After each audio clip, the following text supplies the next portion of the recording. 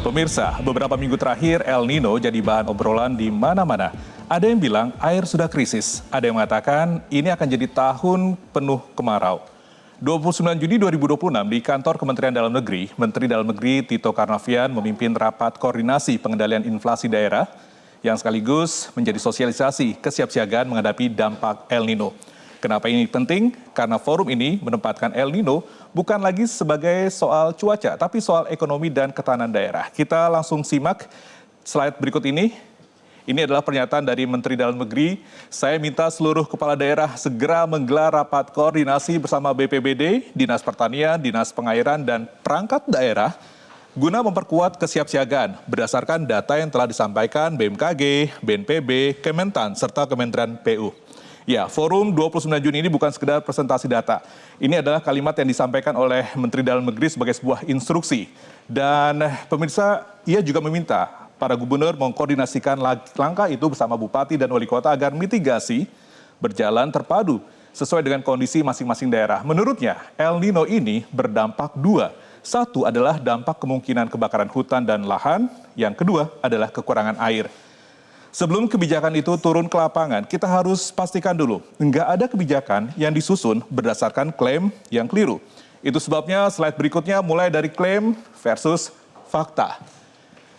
Ini yang sering beredar, pemirsa, El Nino sama dengan kemarau panjang, ketersediaan air sudah krisis sekarang dan Kementan tidak punya strategi konkret. Tapi ini adalah jawabannya. El Nino dan musim kemarau adalah dua hal yang berbeda. Yang perlu kita waspadai adalah bukan lamanya El Nino, tetapi ketika fenomena ini bertepatan dengan musim kemarau. Ini ya, jawaban dari Kepala BMKG. Kemudian juga dari Dirjen SDA Kemenpu.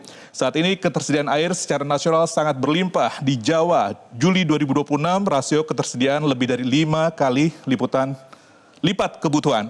Kemudian juga dari Kementan. 3 strategi resmi berjalan, pompanisasi, 1 juta hektar sawah, irigasi gilir air, hingga asuransi dan benih gratis. Ini adalah bagian yang sudah menjadi langkah antisipatif fenomena hoax yang beredar semenjak adanya isu terkait dengan El Nino. Ya, 3 koreksi itu yang paling dasar untuk dipahami adalah yang pertama, apa sebenarnya El Nino dan kemarau? Kita lihat di slide berikutnya, pemirsa. Ini koreksi langsung dari Kepala BMKG, El Nino itu berlangsung dari Mei 2026 hingga diperkirakan Mei 2027. Tapi 1 tahun El Nino enggak berarti 1 tahun kemarau. Yang paling berbahaya adalah ketika El Nino bertepatan dengan musim kemarau. Untuk periode 2026, periode itu adalah di bulan Juli hingga Oktober. Jadi El Nino 1 tahun bukan berarti kemarau 1 tahun. Dan ini yang sering disalahpahami. Untuk 2026 periode itu sekali lagi adalah di bulan Juli, prediksinya hingga Oktober dengan peluang intensitas kuat yang mencapai 98%. Ini dinyatakan oleh Kepala BMKG. Nah, ini adalah rantai yang perlu dipahami secara utuh. El Nino enggak membuat harga beras naik besok pagi. Tapi mekanismenya jelas. Air irigasi berkurang, produksi bisa turun, kemudian juga pasokan berkurang, dan harga pangan berpotensi ikut naik. Tapi ada satu hal yang perlu dipantau. Musim tanam pertama padi yang biasanya mulai Oktober berpotensi mundur. Kalau itu terjadi, efeknya bisa terasa sampai awal 2027. Tapi pemirsa, ini masih dalam tahap dipantau, bukan sudah terjadi. Jadi pangan nasional saat ini tercatat aman, pemirsa, dengan cadangan beras di Bulog mencapai 5 juta ton dan total ketersediaan setara dengan kebutuhan 11 bulan. Ditambah surplus di 9 komoditas pokok strategi lainnya. Lalu bagaimana dengan air? Oke, ini angka yang perlu kita sampaikan. Dari Dirjen SDA, Kemenpu menyampaikan kekuatan infrastruktur air nasional. Ada 240 waduk dan bendungan dengan kapasitas tampung 6,68 miliar meter kubik. Ditambah 593 situ dan danau dengan kapasitas 137,22 miliar meter kubik. Serta 163,9 unit pengelolaan air baku dan 10.757 unit sumur bor yang tersebar di berbagai daerah.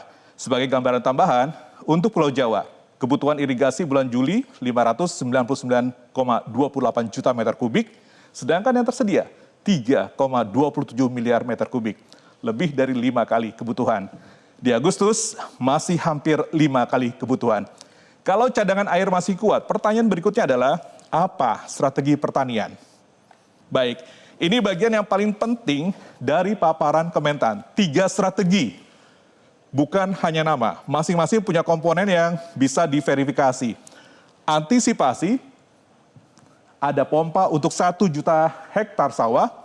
Adaptasi, ada irigasi intermittent dan sistem gilir air. Kemudian adalah mitigasi. Ada asuransi pertanian dan bantuan benih gratis bagi petani yang gagal panen. Setelah pangan dan air, ancaman berikutnya yang selalu mengintai di musim kering adalah karhutlah. Di karhutlah, kunci utamanya ada di mitigasi, bukan hanya pemadaman. Itu artinya apa? Sebelum kemarau masuk, pencegahan, deteksi dini, dan pengolahan gambut harus sudah jalan. Tahun 2026, strategi itu diperkuat dengan operasi modifikasi cuaca, pembahasan gambut, dan satgas terpadu di daerah rawan. Kepala BNPB Suharyanto mengingatkan, jangan sampai api membesar, karena begitu api terlanjur besar, penanganannya jauh lebih sulit. Artinya apa? Patroli, posko, OMC, dan masyarakat peduli api harus jalan sebelum asap sampai ke kota, bukan sesudahnya. Nah pemirsa, kalau mitigasi gagal dampaknya nggak berhenti di hutan, tapi langsung masuk ke ruang nafas dan tubuh manusia. Tahapan ancaman El Nino, pemirsa, nggak berhenti pada air dan pangan. Resiko sekundernya adalah karhutlah dan ya langsung menyentuh keselamatan jiwa, karhutlah, dan krisis kesehatan.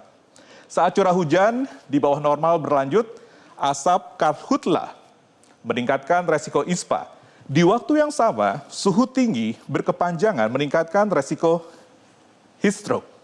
Itu kenapa kesiapsiagaan kesehatan daerah nggak boleh dianggap bagian tambahan, tapi bagian inti dari mitigasi. Dan kalau resiko sekunder seperti ini sudah bisa dipetakan sejak sekarang, pertanyaannya tinggal satu, sejauh mana semua kesiapan ini? Dari air, pangan, sampai kesehatan benar-benar turun ke lapangan.